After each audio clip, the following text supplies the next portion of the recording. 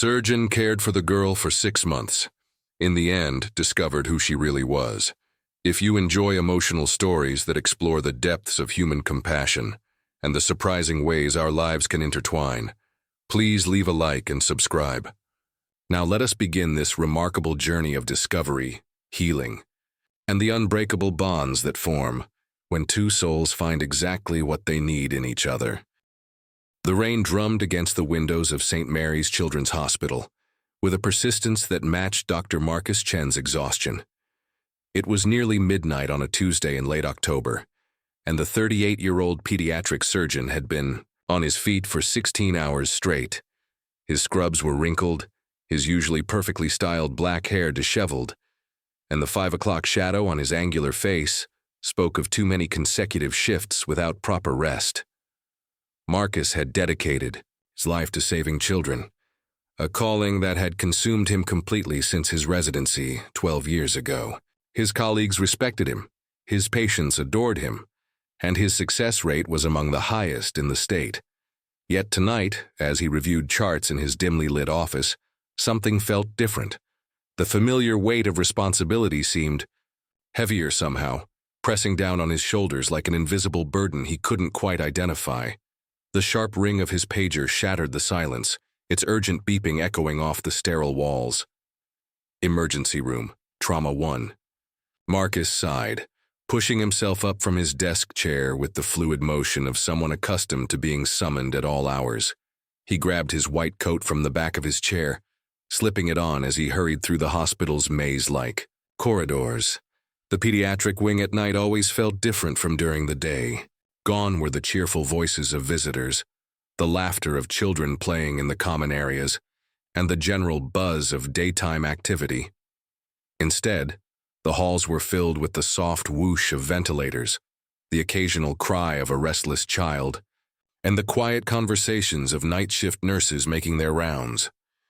The fluorescent lights cast everything in a harsh, clinical glow that seemed to leach the warmth from even the most colorfully decorated walls. As Marcus approached the emergency room, he could hear the controlled chaos that typically accompanied a serious trauma case. Voices called out medical terminology, machines beeped insistently, and the squeak of rubber-soled shoes against linoleum created a symphony of urgency that he knew all too well. He pushed through the double doors, immediately scanning the scene before him. "What do we have?" he asked Dr. Sarah Martinez, the attending emergency physician, as she looked up from a small form lying on the trauma table. Sarah was one of the few doctors at St. Mary's who could match Marcus's dedication, often working shifts that stretched well beyond what was reasonable or healthy. 7-year-old female found unconscious at the scene of a car accident about an hour ago, Sarah replied, her voice tight with concern. Multiple trauma, including suspected internal bleeding, possible head injury, and severe lacerations. She's been unconscious since arrival, and we haven't been able to identify her yet. No ID, no adult at the scene, no missing person reports matching her description. Marcus moved closer to the table, his trained eyes immediately assessing the small patient before him. The girl couldn't have weighed more than 50 pounds, her slight frame almost lost among the medical equipment surrounding her. Her dark brown hair was matted with dried blood, and her olive-toned skin was pale beneath the harsh emergency room lights. Despite the trauma she had endured, there was something peaceful about her face, as if she were simply sleeping rather than fighting for her life. "Vitals?" Marcus asked, already mentally cataloging the visible injuries and determining the most critical areas that would need immediate attention. "Blood pressure dropping, heart rate elevated but stable for now," replied Jennifer Walsh, the head trauma nurse. Jennifer had worked alongside Marcus for over 8 years, and their professional partnership had developed into an almost telepathic understanding of what needed to be done in critical situations. "We've got 2 IVs running, and she's responding to fluid resuscitation but barely." Marcus gently lifted the girl's eyelids, checking her pupils with a small flashlight. The response was sluggish but present, which was encouraging given the circumstances. He could see evidence of significant head trauma, but his preliminary assessment suggested that the internal bleeding was the most immediate threat to her survival. "We need to get her to OR3 immediately," he said, his voice carrying the calm authority that came from years of making life or death decisions. "Jennifer, call the blood bank and have them prepare O negative. Sarah, can you contact social services? We're going to need someone to handle the identification and placement issues once we get her stabilized." As the trauma team began the carefully orchestrated process of preparing the patient for surgery, Marcus found himself studying the girl's face more closely. There was something about her features that seemed familiar, though he couldn't place where he might have seen her before. Perhaps it was simply the universal vulnerability of a child in distress, a sight that never failed to trigger his protective instincts. The journey to the operating room was swift and efficient, with Marcus and his team maintaining the delicate balance of speed and caution that emergency surgery demanded. As they transferred the girl from the gurney to the operating table, Marcus noticed a small silver locket around her neck, tarnished and partially hidden beneath the hospital gown they had put on her. "Should we remove the jewelry?" asked Dr. Patricia Kim, the anesthesiologist who would be monitoring the girl throughout the procedure. Marcus hesitated for a moment, looking at the locket. Something about it seemed significant, though he couldn't articulate why. "Leave it for now," he said finally. "We can address it after surgery if necessary. It's not interfering with anything we need to do." As the anesthesia took effect and the girl's breathing was taken over by the ventilator, Marcus began the methodical process of opening her abdomen to locate and repair the internal bleeding. The operating room fell into the familiar rhythm of a complex surgical procedure, with each team member fulfilling their role in the carefully choreographed dance of modern medicine. The surgery lasted nearly 4 hours, with Marcus working with the precision and patience that had made him one of the most sought-after pediatric surgeons in the region. The internal bleeding had been more extensive than initially apparent, requiring him to repair damage to both the spleen and liver. Additionally, there were several internal sutures needed to address tears in the intestinal wall that could have proven fatal if left untreated. Throughout the procedure, Marcus found his mind wandering to questions about the girl's identity and circumstances. How had she ended up alone at the scene of an accident? Where were her parents or guardians? What kind of life had she been living before this traumatic event brought her to St. Mary's? These questions were not unusual for him to consider. He had treated many children whose backgrounds were mysteries, but something about this particular case felt different. As dawn began to break outside the operating room windows, Marcus completed the final sutures and stepped back from the table. The surgery had been successful, but the girl's recovery would be a long and uncertain process. Head trauma cases were always unpredictable, and there was no way to know what cognitive or physical challenges she might face when she regained consciousness. "She's stable," Marcus announced to his team, pulling off his surgical gloves with the satisfaction that came from a job well done. "Let's get her to pediatric ICU and maintain close monitoring. I want to be notified immediately if there are any changes in her condition." As the girl was wheeled out of the operating room toward the intensive care unit, Marcus remained behind for a moment, suddenly aware of how exhausted he truly was.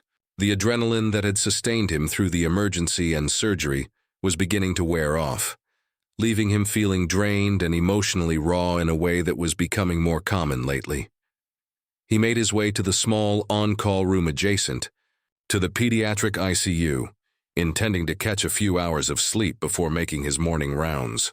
But as he lay on the narrow cot staring at the ceiling, Marcus found that sleep eluded him. His mind kept returning to the image of the young girl lying so still and vulnerable on the operating table, and to the nagging feeling that their paths crossing was somehow more than mere coincidence. Outside his window, the rain had stopped, and the first rays of sunlight were beginning to paint the sky in soft shades of pink and gold. It was going to be a long day, and Marcus suspected that this was only the beginning of a journey that would challenge him in ways he had never anticipated.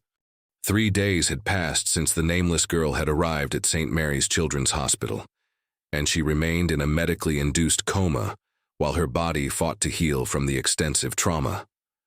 Dr. Marcus Chen found himself checking on her more frequently than his other patients, though he told himself it was simply because her case was more complex and required closer monitoring.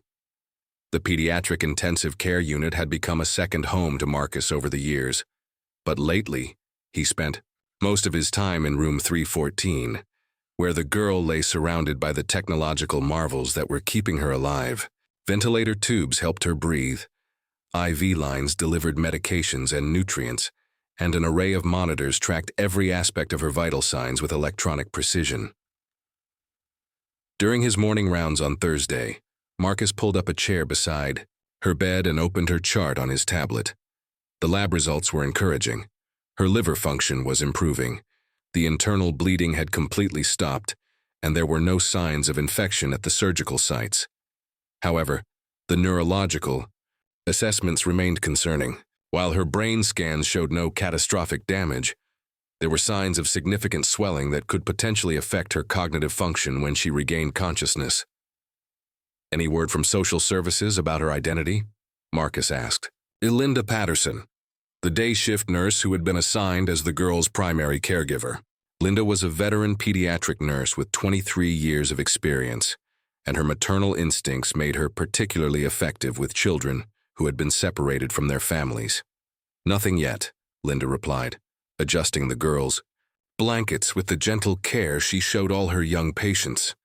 "Detective Rodriguez from the police department stopped by yesterday afternoon. He said they've checked all the missing person reports from the past month, and no one matching her description has been reported missing.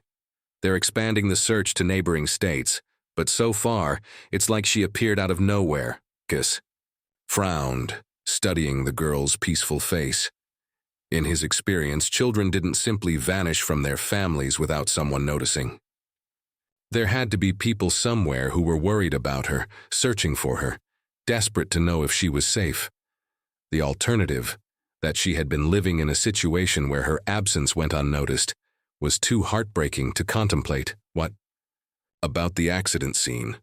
Any additional evidence that might help identify her?" Marcus asked, though he suspected the answer would be disappointing. The investigators found some clothing fragments and personal items scattered around the crash site, but nothing that provided any clear identification, Linda explained. There was no vehicle registered to anyone matching her description, and no witnesses saw how she ended up there. The working theory is that she might have been a passenger in a vehicle that didn't stop after the accident, but there's no concrete evidence to support that. Marcus nodded, making notes in the girl's chart while part of his attention remained focused on her still form. The silver locket around her neck caught the afternoon sunlight streaming through the window, and he found himself wondering again about its significance. During the surgery, he had noticed that it appeared to be quite old, with intricate engravings that suggested it might be a family heirloom. "Has anyone examined her locket?" he asked Linda. "It might contain a photograph or engraving that could help with identification." "I mentioned it to Detective Rodriguez, but he said they'd need a warrant to remove personal items from a patient, even for identification purposes.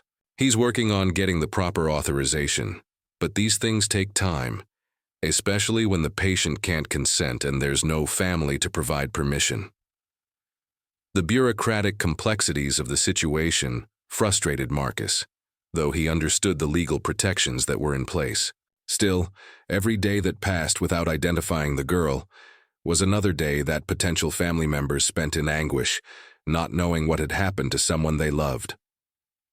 As the afternoon wore on, Marcus found himself returning to room 314 repeatedly, ostensibly to check on various aspects of the girl's care, but increasingly driven by something he couldn't quite name. There was a quality about her that reminded him of someone, though he couldn't place who it might be. Perhaps it was the shape of her face, or the way her dark hair fell across the pillow, or simply the peaceful expression she wore despite the trauma she had endured. During his evening visit, Marcus noticed that the girl's fingers had begun to show subtle movements, small twitches and flexions that suggested her neurological function was beginning to return. He immediately called for Dr. Patricia Kim, the neurologist who had been consulting on the case, to perform a more comprehensive assessment. "The signs are definitely encouraging," Dr. Kim confirmed after completing her examination. Her reflexes are becoming more responsive, and the brain swelling has decreased significantly since yesterday. I think we can begin reducing the sedation and see how she responds to verbal stimuli. The process of bringing a patient out of a medically induced coma was always gradual and carefully monitored. Over the next 24 hours, the medical team slowly decreased the girl's sedation while watching for signs of consciousness. Marcus found himself spending even more time in room 314, telling himself that his presence was medically necessary, while knowing that his investment in this particular patient had become more personal than professional. On Friday evening, as the sun was setting behind the hospital's main building, Marcus was reviewing the girl's latest test results when he heard a soft sound from the bed. Looking up, he saw that her eyes were beginning to flutter, the first sign that she was emerging from the protective unconsciousness that had shielded her from pain and confusion for nearly a week. "Can you hear me?" Marcus asked softly, moving closer to the bed. "You're safe now. You're in a hospital, and we're taking very good care of you." The girl's eyes opened slowly, unfocused at first, but gradually becoming more alert as she attempted to make sense of her surroundings. Marcus could see the moment when awareness returned, the subtle shift in her expression as she realized she was in an unfamiliar place, surrounded by medical equipment and strangers. "It's okay," Marcus continued in the gentle tone he used with all his young patients. "You've been hurt, but you're going to be fine. My name is Dr. Chen, and I've been taking care of you. Can you tell me your name?" The girl's mouth moved slightly, as if she were trying to speak, but no sound emerged. This was not uncommon for patients who had been intubated for several days, and Marcus wasn't concerned about temporary voice difficulties. What worried him more was the look of confusion and fear in her dark eyes as she tried to process what was happening to her. "Don't try to talk right now," Marcus said reassuringly. "Your throat is going to be sore for a while because we had to help you breathe while you were sleeping. Just rest and we'll take things very slowly." Linda appeared at Marcus's shoulder, having heard the commotion from the nurse's station. Her experienced eye immediately assessed the situation, and she began the familiar routine of checking vital signs and documenting the patient's return to consciousness. "Hello, sweetie," Linda said in the warm maternal voice that had comforted thousands of frightened children over the years. "You've been sleeping for a few days, but you're awake now, and that's wonderful. We're all so happy to see those pretty, brown eyes open." The girl's gaze moved between Marcus and Linda, still clouded with confusion but showing signs of the intelligence and awareness that Marcus had hoped to see. Her neurological function appeared to be intact, which was the best possible outcome given the extent of her head trauma. Over the next several hours, the girl's condition continued to improve steadily. Her vital signs stabilized. She began to show more purposeful movements, and the fear in her eyes gradually gave way to curiosity about her surroundings. However, when asked about her name, her family, or anything about her life before the accident, she remained silent, not from physical inability to speak, but from what appeared to be genuine uncertainty. "Do you remember anything about what happened to you?" Marcus asked gently during one of his evening visits. "Anything about where you were before you came to the hospital?" The girl shook her head slowly, her expression troubled by her inability to provide the answers that everyone seemed to need. It was becoming clear that she was suffering from some degree of amnesia, whether from the head trauma or from psychological factors related to whatever circumstances had led to her being alone at the accident scene. Dr. Kim confirmed Marcus's suspicions during her neurological evaluation the following morning. "She's showing classic signs of retrograde amnesia," she explained. "The memories may return gradually as she heals, or they may be permanently affected by the trauma. At this point, it's impossible to predict which scenario we're dealing with." As the weekend approached, Marcus found himself facing a situation he had never encountered in his years of pediatric medicine. He had a patient who was physically recovering well from her injuries, but who remained a complete mystery in terms of her identity and background. The hospital's social services department was working to find appropriate temporary placement for her, but without knowing anything about her family situation or legal status, Their options were limited. More troubling to Marcus was his growing emotional attachment to the girl. He had always maintained appropriate professional boundaries with his patients, caring deeply about their well-being while recognizing that his role was to provide medical treatment, not to become personally involved in their lives. But something about this particular child was breaking through those carefully constructed barriers, awakening feelings and protective instincts that he had long kept suppressed. As he prepared to leave the hospital on Sunday evening, Marcus stopped by room 314 for one final check on his mysterious patient. She was awake, looking out the window at the city lights beginning to twinkle in the darkness. When she heard him enter, she turned toward him with a small smile, the first genuine expression of happiness he had seen from her since she regained consciousness. "How are you feeling tonight?" Marcus asked, pulling up the familiar chair beside her bed. The girl nodded, indicating that she felt better, then pointed to herself and made a questioning gesture that clearly asked about her identity. "We're still working on finding out who you are," Marcus explained. "But until we figure that out, we're going to take very good care of you. You don't need to worry about anything except getting stronger." As Marcus prepared to leave, the girl reached out and touched his hand, a simple gesture that sent an unexpected wave of emotion through him. In that moment, he realized that his professional detachment had been completely compromised, and that this nameless child had somehow become far more important to him than any patient should be. 2 weeks had passed since the girl had regained consciousness, and the pediatric ward had become her temporary home, while social services worked tirelessly to uncover her identity. Dr. Marcus Chen had established a routine of visiting her multiple times throughout each day, far more frequently than medical necessity required, though he continued to justify these visits as essential monitoring of her recovery progress. The girl, whom the nursing staff had begun calling Hope for lack of a real name, had made remarkable physical progress. Her surgical wounds had healed beautifully, leaving only thin pink lines that would fade with time. The bruising on her face had disappeared completely, revealing delicate features that Marcus found himself studying with increasing fascination. There was something hauntingly familiar about her appearance, a quality that nagged at him during quiet moments but remained frustratingly elusive. What hadn't returned was her memory. Despite extensive neurological testing and psychological evaluations, Hope showed no signs of recovering any recollections from before the accident. Dr. Patricia Kim had explained that this type of complete retrograde amnesia, while unusual, was not unheard of in cases involving severe trauma combined with what appeared to be significant emotional distress. Sometimes the mind protects itself by blocking out memories that are too painful to process, Dr. Kim had told Marcus during one of their consultations. Given that she was found alone at the accident scene with no family looking for her, it's possible that her amnesia is partially psychological, a defense mechanism against whatever circumstances led to her being in that situation. Marcus found this explanation both medically sound and deeply troubling.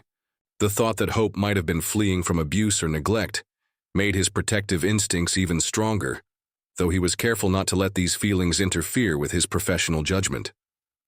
Still, he couldn't deny that his attachment to this particular patient had become something unprecedented in his career.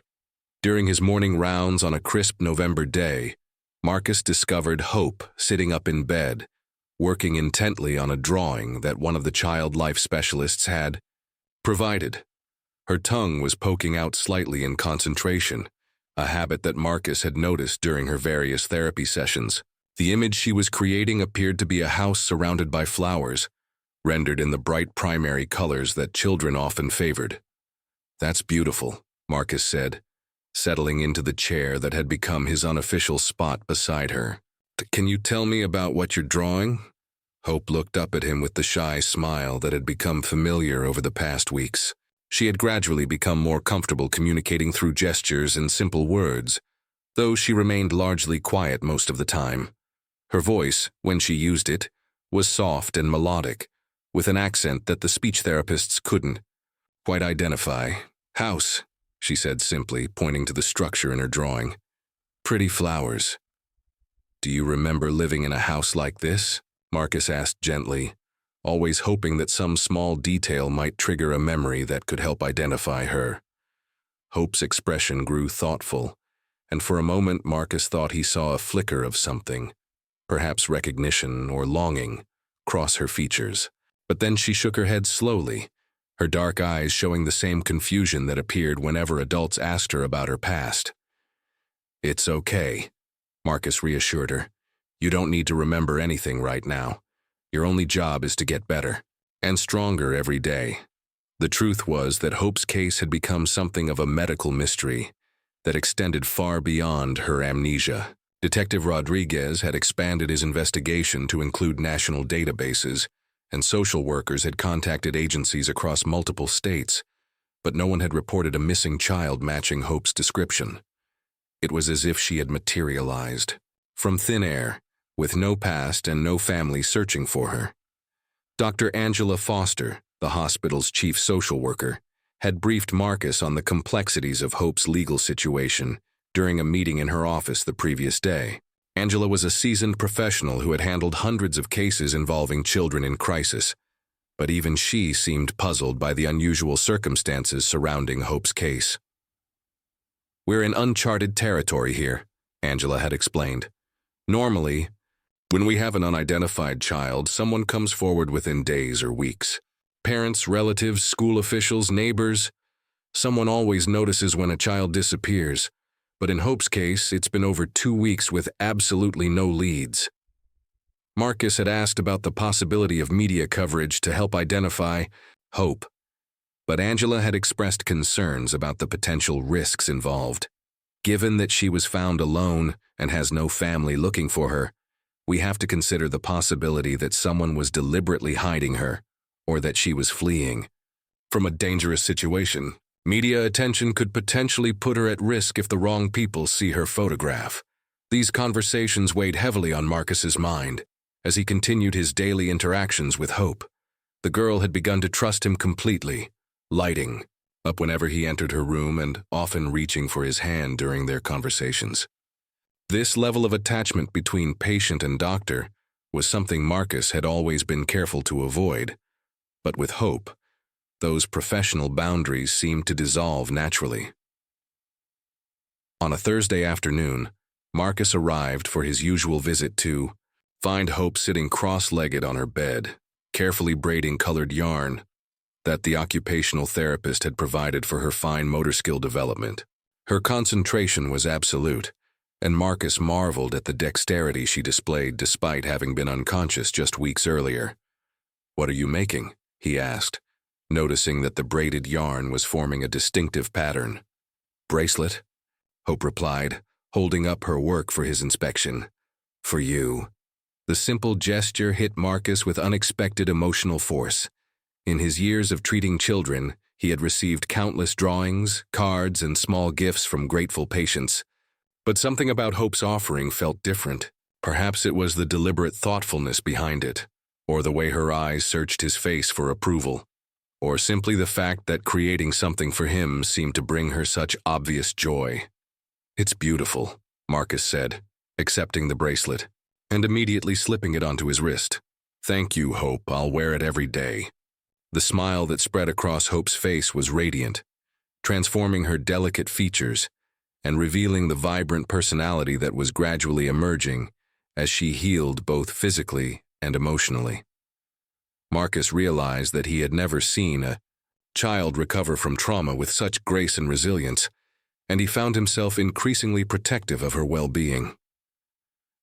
That evening, as Marcus prepared to leave the hospital, he stopped by Hope's room for his customary good-night visit. She was curled up in bed with a stuffed rabbit that one of the nurses had brought from home, but she wasn't sleeping. Instead, she appeared to be staring out the window at the city lights with an expression of profound sadness. "What's wrong, sweetheart?" Marcus asked, using the endearment that had naturally emerged in their conversations over the past week. Hope turned to him with tears glistening in her eyes. "Where is my family?" she asked in a voice so small and vulnerable that it broke Marcus's heart. It was the first time she had directly asked about her missing past, and Marcus struggled to find words that would provide comfort without false promises. "I don't know," he answered honestly. "But I want you to know that you're not alone. Everyone here cares about you very much, and we're going to make sure you're safe and loved no matter what." "Will you be my family?" Hope asked with the innocent directness that only children possessed. The question struck Marcus like a physical blow, awakening emotions and longings that he had spent years suppressing. His own childhood had been marked by loss and abandonment, experiences that had driven him to dedicate his professional life to helping children, but had also made him cautious about forming deep personal attachments. Yet here was this remarkable little girl, offering him the very thing he had convinced himself he didn't need or want. "I will always be here for you," Marcus promised, choosing his words carefully. "No matter what happens, you can count on me to make sure you're taken care of." Hope nodded solemnly, accepting his promise with the faith that children showed when adults they trusted made commitments to them. As Marcus tucked her blankets around her and turned on the small nightlight beside her bed, he realized that his own life had been fundamentally altered by this unexpected relationship. Walking through the hospital corridors toward the parking garage, Marcus found himself thinking about the profound changes that had occurred in his ordered, predictable existence since Hope's arrival. For years, his life had been defined by professional achievements, medical challenges, and the satisfaction of successful surgeries. Personal relationships had always been secondary, casualties of his demanding schedule and his deeply ingrained need to maintain emotional distance from the pain and suffering he witnessed daily. But Hope had somehow broken through those carefully constructed defenses, awakening parts of himself that he had forgotten existed. The protective instincts she triggered were unlike anything he had experienced, and the joy he felt in her presence was a revelation that challenged everything he thought he knew about his own emotional capacity.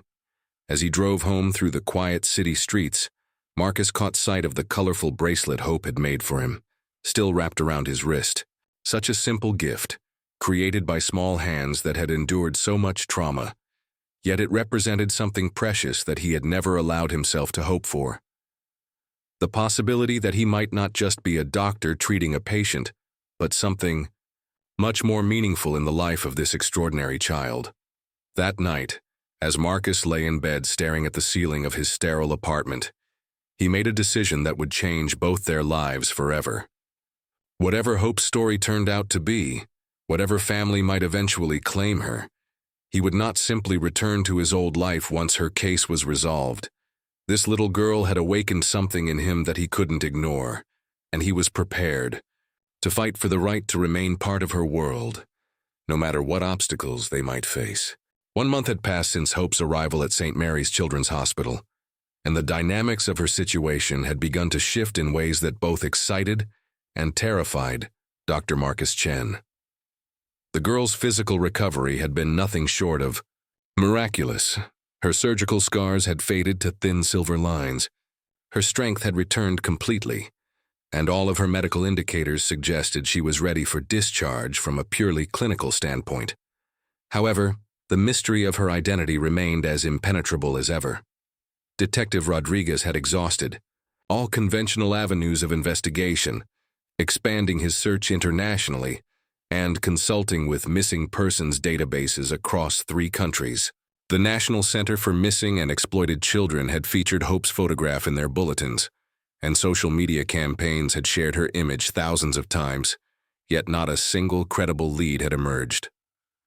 Dr. Angela Foster had called Marcus into her office on a gray December morning to discuss the increasingly complex situation they faced. Angela's office was a warm sanctuary within the hospital's clinical environment, filled with plants, children's artwork, and the comfortable furniture that helped put anxious families at ease during difficult conversations. "We're facing an unprecedented situation," Angela began, her tone serious but not unkind. "Hope has been medically cleared for discharge for over a week now, but we have nowhere to place her. The state's emergency foster care system is already overwhelmed, and placing a child with complete amnesia requires specialized resources that are extremely limited." Marcus felt his stomach tighten with anxiety as he processed the implications of Angela's words. The thought of Hope being placed with strangers, people who didn't know her gentle nature or understand the trauma she had endured, was almost unbearable to contemplate. "What are our options?"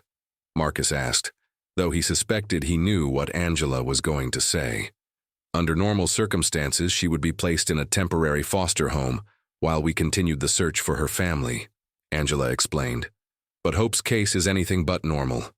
Her complete memory loss, combined with the unusual circumstances of her discovery, has created a situation that most foster families aren't equipped to handle." Angela paused, studying Marcus's expression carefully before continuing. "However, there is one alternative that the state might consider, given the unique bond that Hope has formed with you, and the fact that you're clearly invested in her well-being." Marcus felt his heart begin to race as he anticipated what Angela might be suggesting. The possibility had been hovering at the edges of his consciousness for weeks, but he had never dared to articulate it, even to himself. "Emergency guardianship," Angela said simply. "It's a legal arrangement that would allow you to provide temporary care for Hope while the search for her family continues. It's unusual for a single professional to be granted emergency guardianship, especially someone without prior experience as a parent. But your medical credentials and the clear bond you've established with Hope would work in your favor." The room fell silent as Marcus processed this information. Emergency guardianship would mean taking responsibility for every aspect of Hope's care, not just her medical needs, but her education, her emotional development, her daily routines, and all. The countless details that came with raising a child. It would mean fundamentally restructuring his carefully ordered life to accommodate the needs of a 7-year-old girl who had already captured his heart completely. "What would that involve, practically speaking?" Marcus asked, his voice carefully controlled despite the emotional turmoil he was experiencing. "You would need to undergo a background check, complete a home study, and attend several meetings with child services representatives," Angela explained. "Your apartment would need to be evaluated for child safety, and you would be required to take some basic parenting classes. It's not a simple process, but given Hope's unique circumstances and her obvious attachment to you, I believe the state would fast-track the application." Marcus nodded slowly, his mind racing through the implications of such a decision. His bachelor apartment, with its minimalist decor and complete lack of child-friendly features, would need major modifications. His demanding work schedule would require adjustment to accommodate school schedules and childhood activities. His entire identity as a solitary professional would need to expand to include the role of caregiver and protector. "There's something else you need to consider," Angela continued gently. "Emergency guardianship is designed to be temporary. If Hope's family is ever located, or if her memories return and she expresses a desire to be reunited with her previous life, you would be legally obligated to facilitate that transition, regardless of your personal feelings." This sobering reminder forced Marcus to confront the painful reality that his growing love for Hope might not be enough to guarantee their future together. Yet even as he acknowledged this risk, he realized that the alternative, allowing Hope to be placed with strangers while he returned to his solitary existence, was simply unacceptable. "I need to think about this," Marcus said finally, though he already knew what his decision would be. "Of course," Angela replied, "but I should mention that we can't keep Hope in the hospital much longer. The administrators are beginning to ask questions about the extended stay, and insurance won't continue to cover her room indefinitely. We probably have another week, maybe 2 at most, before we need to make alternative arrangements." That afternoon, Marcus found Hope in the hospital's playroom, working on a puzzle with Sarah, one of the child life specialists. The puzzle depicted a family of bears having a picnic, and Hope was carefully fitting the pieces together with the methodical patience that Marcus had come to associate with her approach to most activities. "Dr. Marcus," Hope exclaimed when she saw him, abandoning the puzzle to run over and wrap her arms around his waist in the enthusiastic hug that had become their standard greeting. The simple gesture never failed to fill Marcus with a warmth that he had never experienced in his relationships with adult patients or colleagues. "How's the puzzle going?" Marcus asked, allowing Hope to lead him over to see her progress. "Almost done," Hope replied proudly. "The Bear family is having a happy time together." Marcus studied the nearly completed puzzle, noting how Hope had chosen to work on this particular image of family togetherness. Over the past weeks, he had observed her gravitating toward books, toys, and activities that featured families, as if she were trying to understand something that remained just beyond her conscious recall. "Hope," Marcus said carefully, settling into one of the small chairs designed for children. "I need to talk to you about something important." Hope's expression immediately became serious, and she climbed into the chair beside him with the focused attention she always gave to their conversations. Marcus marveled at her emotional intelligence and maturity, qualities that seemed far beyond her 7 years. "You're getting stronger every day, and pretty soon you won't need to stay in the hospital anymore," Marcus began. "The doctors and nurses have helped you get better, but now you need a place to live while we keep looking for your family." Hope nodded solemnly, her dark eyes never leaving Marcus's face. "Where will I go?" she asked. "Well, that's what I wanted to talk to you about," Marcus said, his heart pounding as he prepared to voice the possibility that had been consuming his thoughts for days. "How would you feel about coming to live with me? It would just be temporary, until we find your real family, but you wouldn't have to live with strangers." The transformation in Hope's expression was immediate and profound. Her face lit up with a joy so pure and radiant that Marcus felt tears prick at his eyes. Without hesitation, she launched herself into his arms, hugging him with a fierce intensity that spoke volumes about her feelings.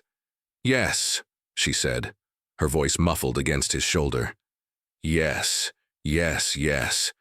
Can we really live together like a family?" Marcus held her close, overwhelmed by the magnitude of the commitment he was making, and the depth of love he felt for this remarkable child who had somehow become the center of his world in just 1 month. "We can try," he said softly.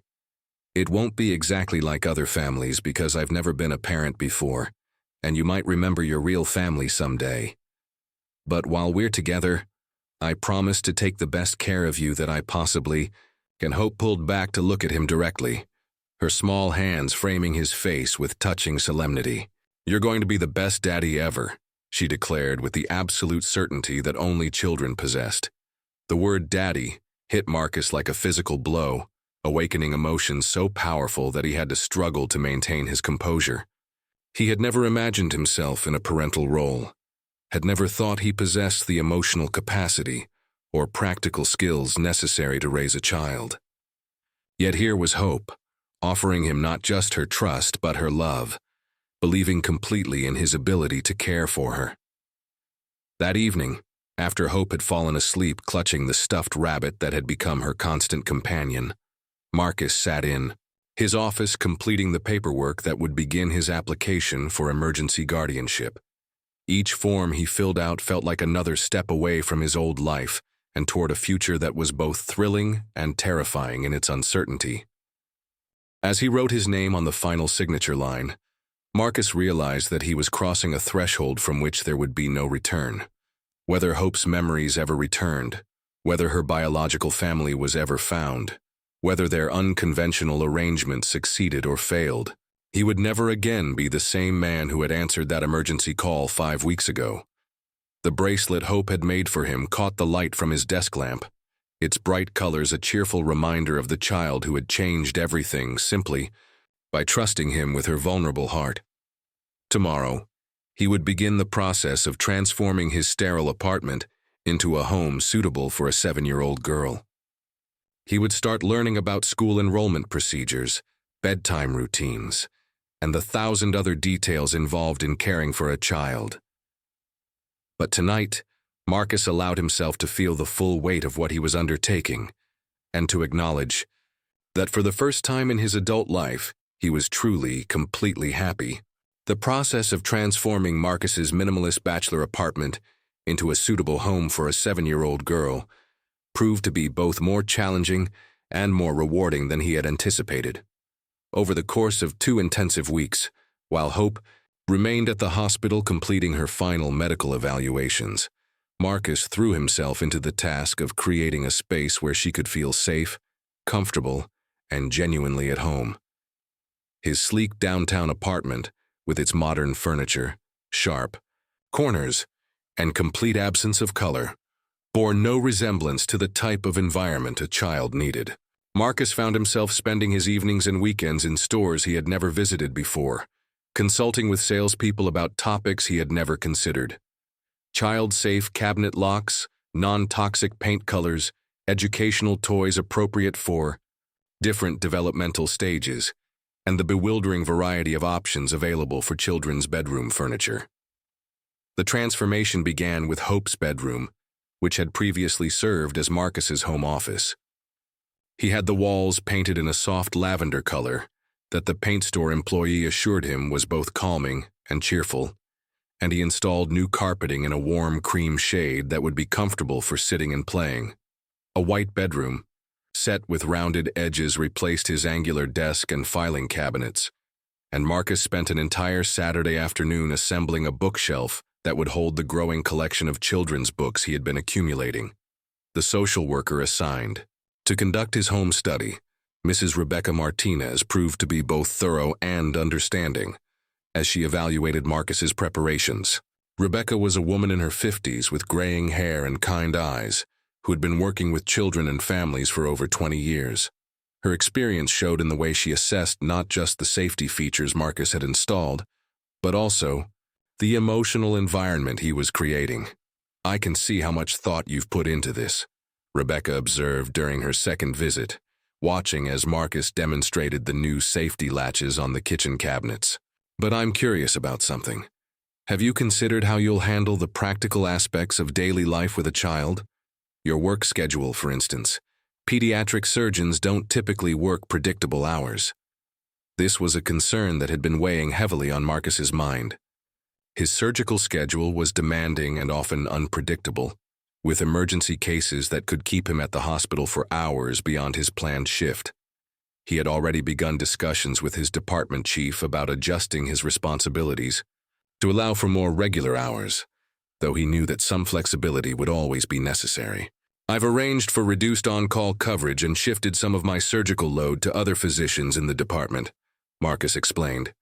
"I've also identified several reliable childcare providers who specialize in caring for children with special circumstances. Hope will never be left without appropriate supervision." Rebecca nodded approvingly, making notes in her file. "And what about your support system? Raising a child, especially one who has experienced trauma and memory loss, can be overwhelming even for experienced parents. Do you have family or close friends who can provide assistance when needed?" This question forced Marcus to confront one of the more difficult aspects of his decision. His own family situation was complicated. His parents had died in a car accident when he was in medical school, and he had no siblings or close relatives who could serve as a support network. His friendships were primarily professional relationships with colleagues, most of whom were as career-focused as he had been until recently. "I'm building those relationships," Marcus answered honestly. "I've connected with several support groups for adoptive and foster parents, and I'm developing friendships with other single parents in similar situations. I recognize that I can't do this alone, and I'm committed to creating a strong support network for both Hope and myself." Rebecca's expression softened, and Marcus could see that his honesty had impressed her more than false confidence would have. "That's exactly the kind of self-awareness and commitment we look for in guardianship applications," she said. "Many people underestimate the challenges involved in caring for a child, but you're approaching this with realistic expectations and careful planning." The legal proceedings moved more quickly than Marcus had expected, thanks in part to the unusual circumstances of Hope's case and the clear evidence of the bond they had formed. Within 3 weeks of submitting his application, Marcus received notification that his request for emergency guardianship had been approved, with the understanding that the arrangement would be reviewed regularly and could be modified if Hope's family was located or if other circumstances changed. The day Hope was finally discharged from the hospital was both joyful and bittersweet for Marcus. He had spent so many hours in room 314 over the past 6 weeks that it had become a second home, and the nursing staff had become like extended family to both him and Hope. Linda Patterson, Hope's primary nurse, had tears in her eyes as she helped pack the few belongings Hope had accumulated during her stay. "You take good care of our girl," Linda said to Marcus, giving him a fierce hug that conveyed all the affection and concern she had developed for Hope during their time together. "And don't be strangers. We want regular updates and pictures. And you know where to find us if you need anything at all." Hope's excitement about leaving the hospital was tempered by genuine sadness at saying goodbye to the people who had cared for her during the most vulnerable period of her young life. She insisted on visiting each department to thank the doctors, nurses, and therapists who had contributed to her recovery, presenting each of them with small drawings she had created as farewell gifts. The drive from the hospital to Marcus's apartment was relatively short, but it felt monumentally significant as they traveled the route that would become part of Hope's daily routine. She sat in the back seat, secured in the car seat that Marcus had spent considerable time researching and installing, chattering excitedly about everything she saw through the windows. "Is that where we buy food?" she asked, pointing to a grocery store they passed. "Yes, and we'll go shopping together tomorrow to pick out all your favorite things," Marcus replied, glancing at her animated face in the rearview mirror. "Can I help cook dinner?" Hope continued, her questions flowing in the rapid-fire manner that Marcus was learning was typical when she was excited or nervous. "Absolutely. We'll figure out what you like to eat and learn to make it together." When they arrived at the apartment building, Hope's eyes grew wide as she took in the tall structure that would be her new home. Marcus had chosen his apartment primarily for its proximity to the hospital and its modern amenities, but now he tried to see it through the eyes of a child who had no memory of where she had lived before. The elevator ride to the 15th floor was an adventure in itself for Hope, who pressed her face against the glass wall and watched the city grow smaller below them. Marcus found himself seeing his familiar surroundings with fresh eyes, noticing details that had become invisible through years of routine but were fascinating to someone experiencing them for the first time. "This is it," Marcus said as he unlocked the door to apartment 1502, his heart pounding with anticipation and nervousness about Hope's reaction to her new home. Hope stepped through the doorway cautiously, her eyes taking in the transformed space that Marcus had worked so hard to make welcoming. The stark minimalism that had once defined his living space had been softened with colorful throw pillows, artwork at child height, and the warm touches that made a house feel like a home. "It's beautiful," Hope said softly, moving slowly through the living room and running her fingers along the new coffee table with rounded corners that had replaced Marcus's glass and steel original. "Would you like to see your room?" Marcus asked, hardly able to contain his eagerness to show her the space he had designed specifically for her. Hope nodded, taking his hand as he led her down the hallway to what had once been his office. When Marcus opened the door, Hope gasped with delight, her face lighting up with the pure joy that never failed to warm his heart. The lavender walls glowed softly in the afternoon sunlight streaming through the window, and the white furniture looked pristine and welcoming. Marcus had arranged her new books on the shelves, placed a few carefully chosen toys in a wicker basket, and made the bed with sheets featuring a pattern of dancing butterflies that he hoped she would find cheerful. "This is all mine?" Hope asked, her voice filled with wonder as she moved around the room, touching the furniture and examining the books. "All yours," Marcus confirmed. "We can change anything you don't like, and we'll add more things as we figure out what makes you happy." Hope climbed onto the bed and bounced experimentally, testing the mattress with the thorough approach she brought to most new experiences. Then she lay back against the pillows and stared at the ceiling, a peaceful expression settling over her. "Features? I love it," she announced. "It feels like home." Marcus felt tears prick at his eyes as he watched Hope claim her space with such obvious contentment. The word home carried profound meaning for both of them. For Hope, who had no memory of any previous home, and for Marcus, whose sterile apartment had never truly felt like more than a place to sleep between hospital shifts. That evening, as they prepared their first dinner together in the apartment's kitchen, Marcus marveled at how naturally Hope had settled into their new routine. She helped wash vegetables, set the table with careful precision, and chattered about everything she noticed in her new environment. Her resilience and adaptability continued to amaze him, and he found himself thinking about the strength of character that had allowed her to survive whatever circumstances had brought her to that roadside 6 weeks ago. As they sat down to eat, their simple meal of grilled chicken and steamed vegetables, Hope reached across the small dining table and took Marcus's hand. "Thank you for giving me a home," she said with the earnest solemnity that made her seem older than her 7 years.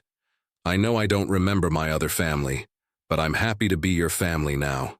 Marcus squeezed her small hand gently, overwhelmed by the trust and love this remarkable child had placed in him. "I'm happy too," he said simply, "happier than I've ever been." Later that night, after Hope had fallen asleep in her new bed clutching the stuffed rabbit that had become her security object, Marcus stood in the doorway of her room and reflected on the extraordinary journey that had brought them to this moment. 6 weeks ago, he had been a successful but solitary surgeon whose life revolved entirely around his professional achievements. Now he was a father, responsible for nurturing and protecting a child whose past remained a mystery, but whose future was inextricably linked with his own. As he watched Hope sleep peacefully in the soft glow of her nightlight, Marcus realized that regardless of what revelations the future might bring about her identity, this little girl had already given him the greatest gift imaginable: the chance to love and be loved unconditionally, and the opportunity to discover parts of himself he had never known existed. 3 months had passed since Hope had come home with Marcus, and their life together had developed into a rhythm that felt both natural and miraculous. The winter days had given way to the early signs of spring, and Marcus found himself experiencing the changing seasons with a heightened awareness that came from seeing the world through Hope's curious and wonder-filled eyes. The morning routine they had established began each day at 6:30, when Marcus would wake to find Hope already stirring in her room, often talking quietly to her stuffed rabbit as she planned the day ahead. She had proven to be an early riser with an innate sense of time that impressed Marcus, who had always relied on multiple alarms to manage his schedule. "Good morning, Daddy," Hope would call out when she heard Marcus moving around in the kitchen, her voice carrying the cheerful energy that had become the soundtrack of his mornings. The title had evolved naturally from their first conversations about living together, and Marcus had long since stopped feeling surprised by the surge of emotion it triggered every time she used it.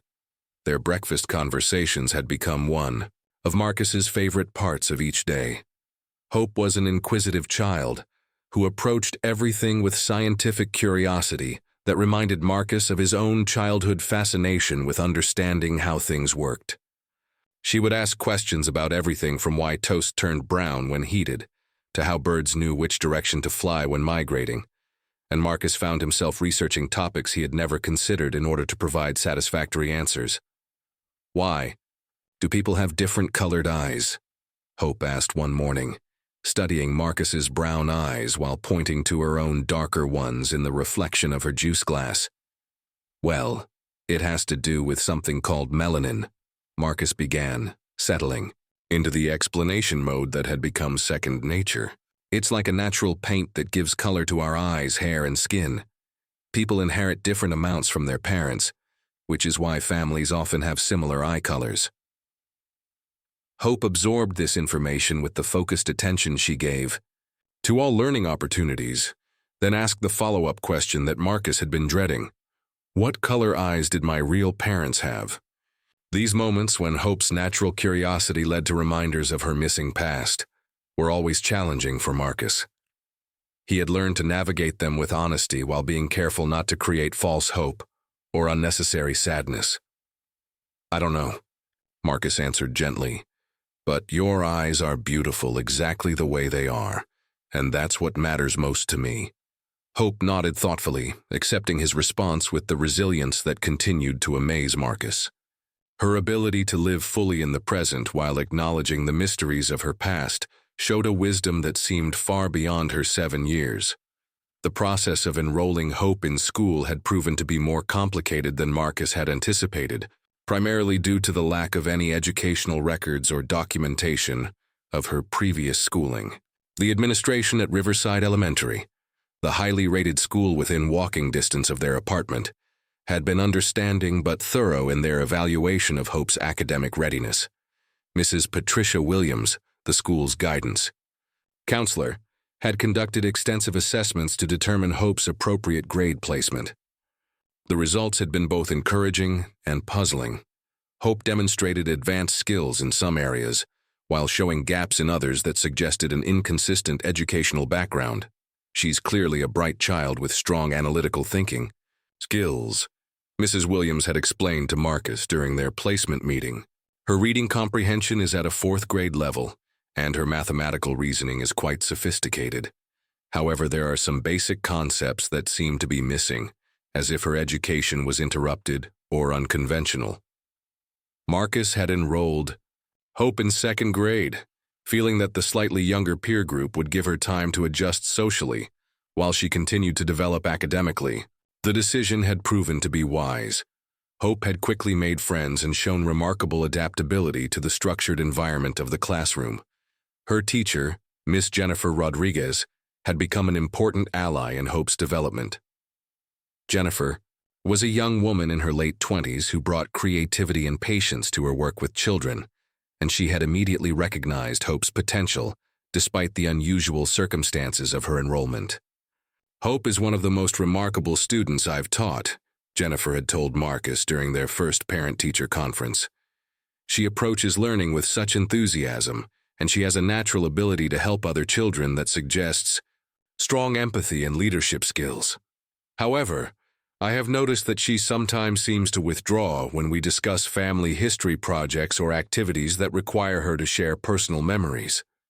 This observation had led to Marcus working with the school to develop strategies for helping Hope navigate situations that highlighted her memory loss.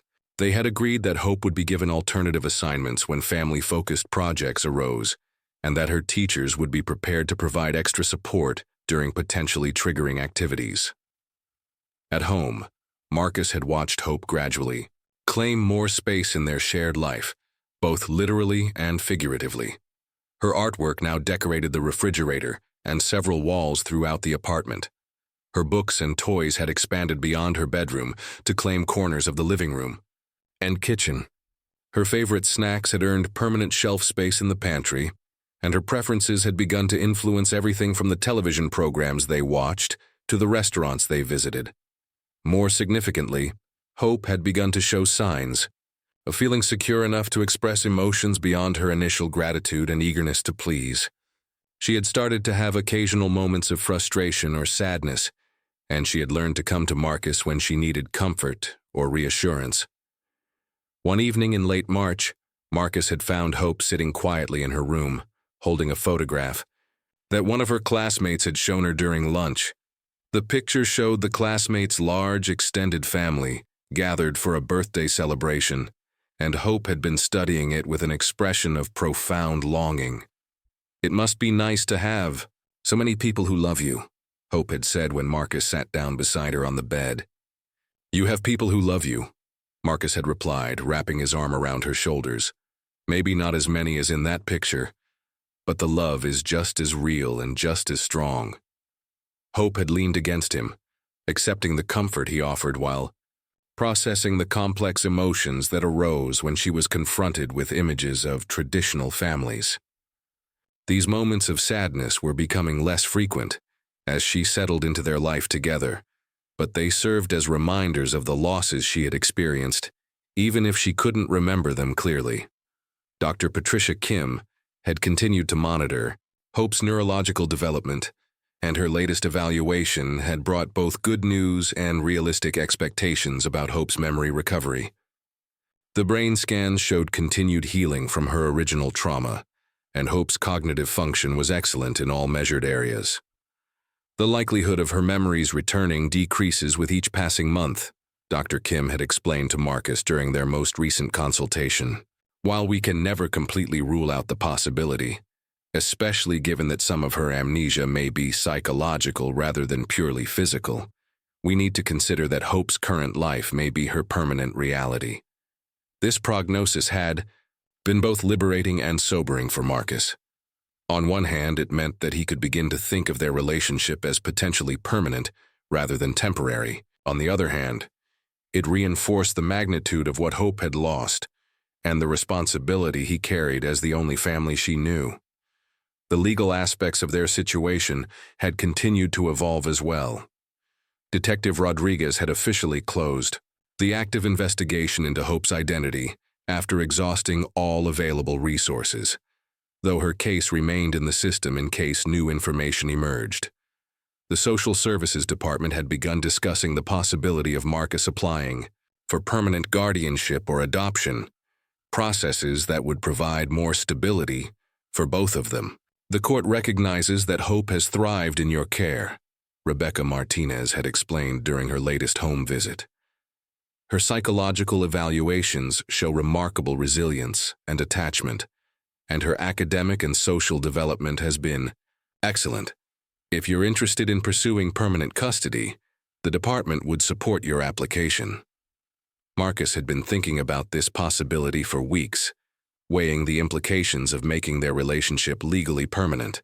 The idea of adopting Hope filled him with joy and anticipation, but he remained concerned about the ethical implications of permanently severing her ties to a biological family she couldn't remember. These complex thoughts occupied Marcus's mind as he watched Hope practice piano in their living room one evening. He had enrolled her in lessons after discovering her natural musical ability, and she had taken to the instrument with enthusiasm and remarkable skill for a beginner. As her small fingers moved across the keys, playing a simple melody she had learned that week, Marcus marveled at the transformation in both their lives. His apartment had become a home filled with laughter, music, and the countless small joys that came with sharing life with a child. His work, while still important to him, had taken on a different perspective as he learned to balance professional achievement with personal fulfillment. Hope finished her practice piece and turned to him with the proud smile that always accompanied her accomplishments. "Did you like it, Daddy?"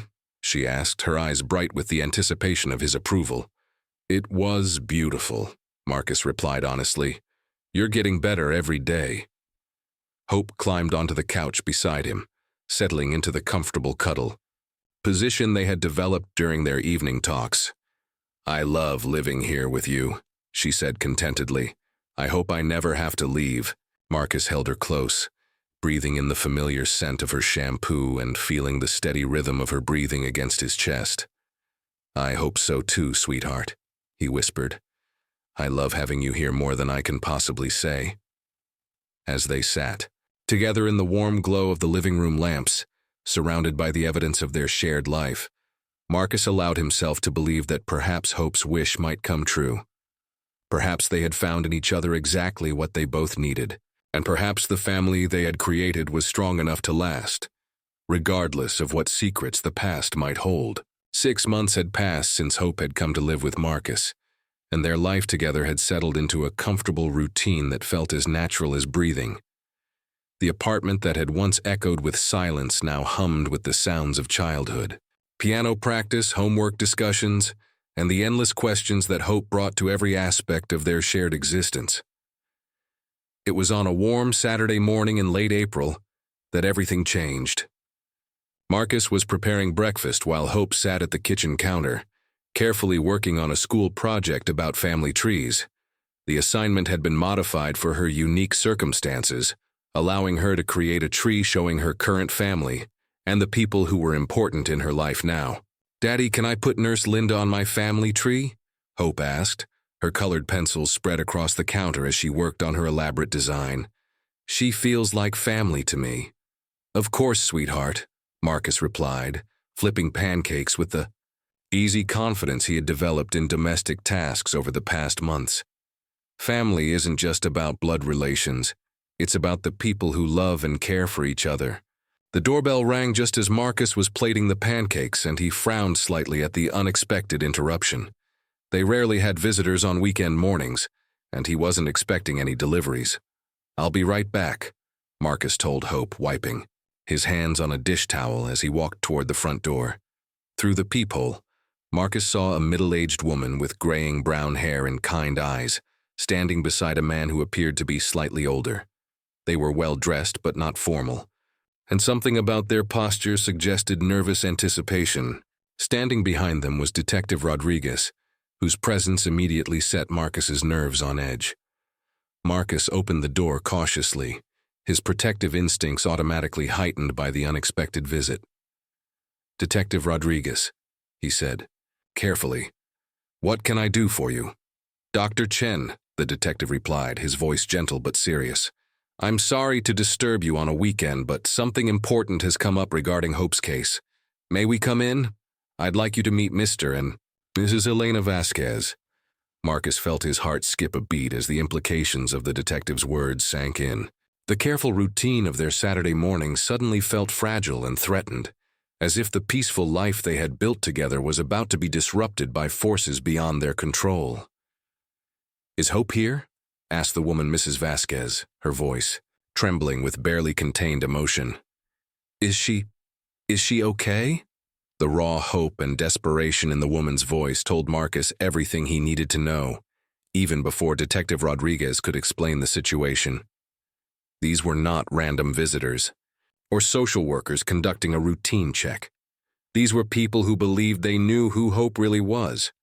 "She's fine," Marcus replied automatically, his mind racing as he processed the situation. "She's in the kitchen, but I think we need to talk before—" He gestured toward the living room, indicating that they should have their conversation away from Hope's hearing. As they settled into the living room, Marcus could hear Hope humming softly in the kitchen, completely unaware that her world was about to change dramatically. The sound of her contentment made his chest tighten with a protective fear he had never experienced before. "Dr. Chen," Detective Rodriguez began, "3 days ago, we received a call from the Vasquez family. They had been traveling in Europe for the past 8 months while Mr. Vasquez received medical treatment for a serious illness.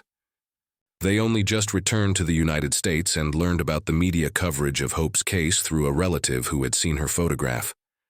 Mrs. Vasquez leaned forward, her hands clasped tightly in her lap. "Her name is Sophia," she said, her voice breaking slightly. "Sophia Elena Vasquez. She's our granddaughter." Marcus felt the room spin slightly as he absorbed this information. The little girl he had come to love as his own daughter had a name, a history, a family who had been searching for her across continents. "Tell me about Sophia," Marcus said quietly, dreading the answer but needing to understand. Mr. Vasquez spoke for the first time, his heavily accented English carrying the weight of months of worry and uncertainty. "Sophia was living with our daughter, Carmen, in a small town about 2 hours from here. Carmen had been struggling with addiction for several years, and Sophia's father had not been involved in her life since she was a baby." Mrs. Vasquez continued the story, tears beginning to stream down her cheeks. "Carmen called us in October, just before we left for Europe. She said Sophia was staying with a friend for a few weeks while she tried to get clean. She promised she would bring Sophia to us before we returned from Germany. But that never happened," Marcus asked, though he already knew the answer. "We tried calling Carmen repeatedly, but her phone was disconnected," Mr. Vasquez explained. "We cut our trip short and returned home as soon as Miguel was stable enough to travel. When we went to Carmen's apartment, the landlord said she had been evicted for non-payment of rent. The neighbors said they hadn't seen Sophia in months." Detective Rodriguez took over the narrative. "The Vasquez family filed a missing person report as soon as they returned, but by then, Sophia had already been with you for several months. The initial reports they filed were in Spanish, and there was some confusion in the translation and database entry that prevented the information from being cross-referenced with Hope's case." Marcus felt numb as he processed the implications of what he was hearing. The child he had grown to love, the daughter who had transformed his entire existence, had grandparents who had been searching for her desperately. The family tree she was working on in the kitchen suddenly seemed like a painful irony. "What happened to Carmen?" Marcus asked, though he feared the answer. Mrs. Vasquez's tears fell more freely now. "We found her last week. She had been living in a homeless shelter in the city. The drugs, they had taken everything from her. She told us that Sophia had been staying with different people, that she had lost track of where she was.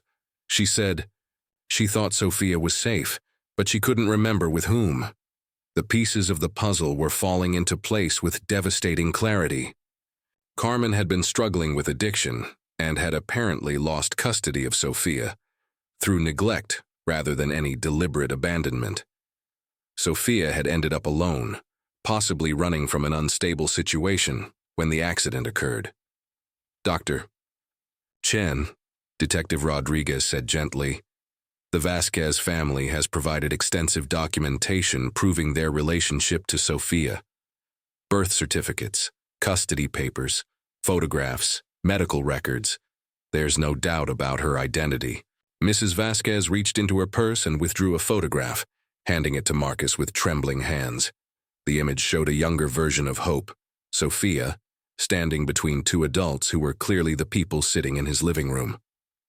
The resemblance was unmistakable, and Marcus could see genetic features in Sophia that echoed in her grandparents' faces. "We've been looking for her for 6 months," Mrs. Vasquez whispered. "We were beginning to lose hope that we would ever find her. When we saw her photograph in the missing children database, we knew immediately that it was our Sophia." Marcus stared at the photograph, his vision blurring as he realized that his worst fears were being realized. The temporary guardianship that had given him the most meaningful months of his life was about to end, and the child who had become his entire world was going to leave him for a family he couldn't remember. "Does she remember us at all?" Mr. Vasquez asked hopefully. "We raised her for the first 4 years of her life before Carmen took her back. We were very close." "She doesn't remember anything from before the accident," Marcus replied, his voice hoarse with emotion. "The amnesia has been complete. She's been seeing a neurologist, and the prognosis is that her memories may never return."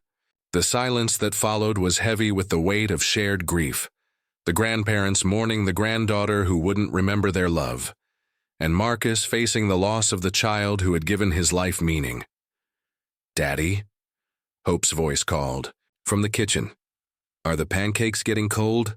The sound of her voice calling him Daddy in front of her biological grandparents felt like a knife to Marcus's heart. He saw Mrs. Vasquez flinch at the word, her face crumpling with pain, as she realized that her granddaughter had formed a primary attachment to someone else. "I should go talk to her," Marcus said, standing on unsteady legs. "She needs to know what's happening, but I want to prepare her gently." "May we see her?" Mrs. Vasquez asked desperately. "We've missed her so much." Marcus nodded, understanding their need while feeling his own heart breaking. "Let me talk to her first. This is going to be very confusing and frightening for her." He walked back to the kitchen on legs that felt like they might give out at any moment. Hope was still sitting at the counter, her family tree project spread before her, completely innocent of the fact that her real family tree was sitting in the living room. "Hope," Marcus began, his voice carefully controlled, "we need to talk about something very important." Hope looked up at him with immediate concern, her intuitive understanding of emotions telling her that something was wrong. "What is it, Daddy? You look sad." Marcus sat down beside her, taking her small hands in his. "Do you remember how we've always talked about how someday we might find your real family? The family you had before the accident?" Hope's expression grew serious and she nodded slowly. "Did you find them?" "Some very nice people are here who think they know who you are," Marcus explained carefully. "They believe you're their granddaughter and they've been looking for you for a very long time." Hope's eyes filled with tears, and Marcus could see the fear and confusion that this news was causing. "But I want to stay with you," she said, her voice small and frightened. "You're my daddy." Marcus felt his own tears, threatening as he pulled Hope into his arms. "I know, sweetheart, and you'll always be my little girl no matter what happens. But these people love you too, and they've been very worried about you. Will I have to go away? Hope asked, her voice muffled against his shoulder. I don't know. Yet, Marcus answered honestly. But whatever happens, we'll figure it out together, okay? And I promise that I'll always be here for you, no matter what. Hope clung to him with desperate intensity, and Marcus held her close, memorizing the feeling of her small body against his chest, the scent of her hair, the rhythm of her breathing. After several minutes, she pulled back and looked at him with the brave expression that never failed to amaze him. Can I meet them? She asked quietly. Marcus nodded, wiping away her tears with gentle fingers. They're very excited to see you. But remember, you don't have to do anything that makes you uncomfortable, okay? Hand in hand, they walked back to the living room, where the Vasquez family waited with barely contained emotion. When Mrs. Vasquez saw Hope, she gasped and covered her mouth with her hands, tears streaming down her face. Sophia, she whispered. Oh, my beautiful Sophia. Hope stayed close to Marcus's side, studying the strangers who claimed to know her. Marcus could feel her tension and uncertainty, and he squeezed her hand reassuringly. Hello, Hope said politely, her natural good manners overriding her nervousness. Hello, mija, Mr. Vasquez said gently, using the Spanish endearment that had been his special name for her. Do you remember us at all? Hope shook her head, her expression apologetic. I'm sorry. I don't remember anything from before I was in the hospital. Mrs. Vasquez pulled out her phone and showed Hope more photographs. Images of birthday parties, Christmas mornings, trips to the park, all featuring a younger version of Hope with people who were clearly devoted to her. This is you on your 4th birthday, Mrs. Vasquez explained, showing Hope a picture of herself blowing out candles on an elaborately decorated cake. You insisted on having a butterfly theme because you said butterflies were magic. Hope studied the photographs with fascination, and Marcus could see her trying to find some spark of recognition. I do like butterflies, she said softly. My bedroom has butterfly sheets. The conversation continued for over an hour, with the Vasquez family sharing stories and memories while Hope listened with polite interest, but no signs of actual recollection. Marcus watched this painful reunion with a mixture of heartbreak and admiration for Hope's composure in such a difficult situation. Detective Rodriguez eventually explained the next steps in the legal process.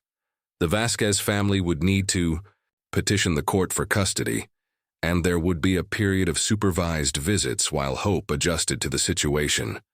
The transition would be gradual, designed to minimize trauma, while recognizing the legal rights of her biological family. How long do I have? Marcus asked quietly, the words feeling like they were being torn from his chest. The court will want to move deliberately but not unnecessarily slowly, Detective Rodriguez replied.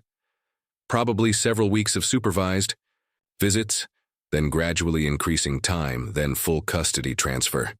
The exact timeline will depend on how Sophia adjusts to the situation. As the visitors prepared to leave, Mrs. Vasquez approached Marcus with tears in her eyes. Thank you, she said simply.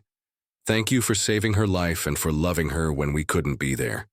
We will never forget what you've done for our Sophia.